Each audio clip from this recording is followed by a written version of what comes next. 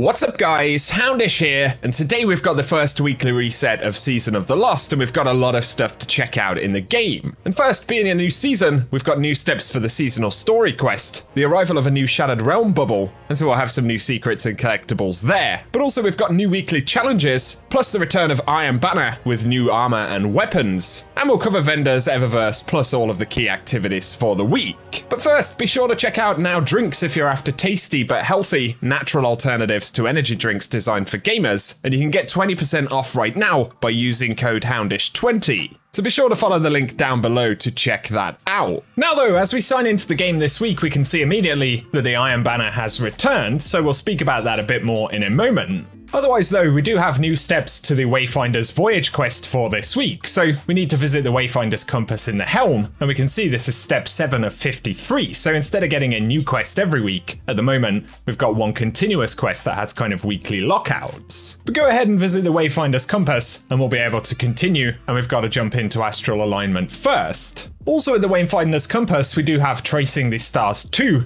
and firstly we need to visit Morro, so pick that up and I'll keep you posted on any additional info through the week. But in terms of the season quest and what to expect, we do have to form an astral alignment within the Blind Well using the Wayfinder's Compass. And then once again we need to collect Parallax Trajectory in order to locate one of the lost Techians, before heading into the Shattered Realm, and we should get access to a new area in the Shattered Realm this week. After completing that, we need to return to the Helm. There'll be story dialogue and things like that. Plus, we're probably going to get another part in the Tracing the Stars quest, which is a separate story thread associated with the seasonal exotic. And so as always, I will keep you posted about that. But up next, we have the return of Iron Banner for the first time in the season. And initially, there will be a brand new armor set, and it has the intrinsic bonus Iron Lord's Pride. And when we're wearing the armor, we get a small chance of an enhancement prism dropping at the end of an Iron Banner match, but each additional piece of the armor worn increases the chance, which is an interesting new concept. But also, we've got brand new weapons in the loot pool. So initially, we have the Peace Bond sidearm. This is actually a stasis weapon, but it is an adaptive frame sidearm. And then there's also the Forge's Pledge, a new energy adaptive pulse rifle. And so at least there are a couple of new rewards to go after in the Iron Banner this time around. And otherwise, we'll get plenty of pinnacle drops, endgame mods, and things like that throughout the course of the event. So let us know if you're diving into the Iron Banner in the comment section. However, for the Nightfall this week, we should be getting Lake of Shadows. And we should also hopefully get access to the Hothead rocket launcher. Bungie had said there will be 2 featured weapons per week, 1 brand new weapon, and then 1 of the old Nightfall weapons. And so since last week was the Comedian, we should get the Hothead this week, plus an additional weapon, and we'll have to wait and see what that is. If you're diving into the Vault of Glass though, the challenge mode this week is the only Oracle for you, which of course is the Oracle challenge. And if you're doing that on Master difficulty, it will drop the Time Lost variant of the Praedyth's Revenge. Also bear in mind that Prophecy's been updated with Trials of the 9 weapons, plus we can still get pinnacle drops inside of that dungeon, so definitely worth a couple of runs in the week.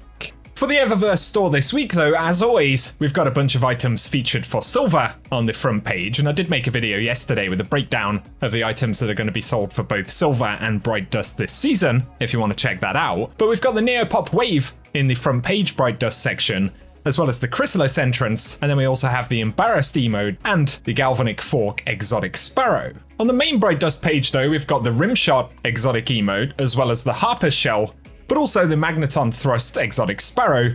And then we've got the class item right here for the seasonal set on the Titan, as well as the Study Time Legendary emote and the Ashen Icon ornament for the Ruinous Effigy, which is pretty cool right there. But additionally, we do have the Red Legion projection, the Siva Emergence transmat effect, as well as the Warsat Arrival and Plesiohedral State transmat effects. And then we've got the Boreal Char shader, as well as Bloody Tooth, the Soros Modular Shine, and Voiced Poison Shimmer available this week. Banshee's featured gunsmith weapons this week include the 7th Seraph Officer Revolver, and we've got main traits of Underdog and Feeding Frenzy. We also have the Long Shadow with Field Prep and Explosive Payload, the Hollow Words Fusion Rifle with Quick Draw and Surrounded, as well as the Deicide Shotgun with Dual Loader and Wellspring. And then we've got the Memory Interdict Grenade Launcher with Surplus and Elemental Capacitor, as well as Crown Splitter with Heavy Guard, Flash Counter, and Counter Attack. But for his mods today at least, we've got Major Spec as well as Minor Spec. And for Ada 1's inventory today, she has Arrow Scavenger,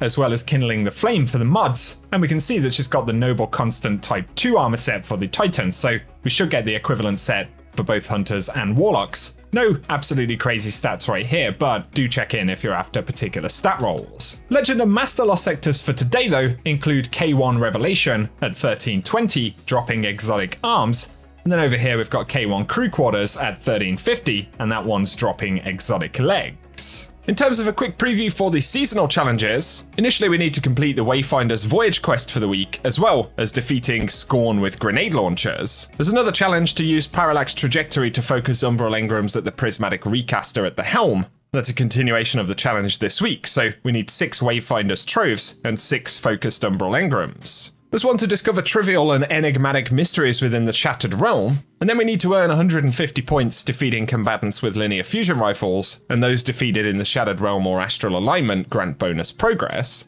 There's one to finish 15 Iron Banner matches, another to earn points by banking moats defeating blockers and guardians in Gambit, to complete bounties, patrols, public events, and lost sectors on the Tangled Shore, and then one to complete a lost sector on Legend or higher. And we've got close range calibration to get kills with sidearms, submachine guns, shotguns, and swords on the Tangled Shore, plus defeating Taken and Strikes, and we can earn bonus progress for defeating tougher combatants. So that does it for the list of weekly challenges for week 2. And over on Europa this week, we'll see Simulation Safeguard for the Exo Challenge, the Eclipse Zone is going to be Cadmus Ridge, and then the featured Empire Hunt will be the Technocrat. But finally in the Dreaming City, the Ascendant Challenge this week is Ouroborea, accessed via Aphelion's Rest in the Strand. So if you want gameplay of how to access that one, as well as collectibles, we'll run it at the end of the video. But otherwise guys, for now, that is everything we have to round up in the weekly reset. Gonna be a pretty busy one once again, being the start of a new season. So let us know if you're diving in this week and any stuff that you plan to get done. However, if you've enjoyed the video, a rating down below really does help us out on the channel as well. Plus feel free to get subscribed. I'm gonna be keeping you posted with a lot of Season of the Lost content and of course, Witch Queen stuff over the next few months leading up to the launch. So be sure to get subscribed, turn on notifications and all that good stuff, and I will keep you up to date. But otherwise guys, whatever you get up to, I hope you have an awesome week.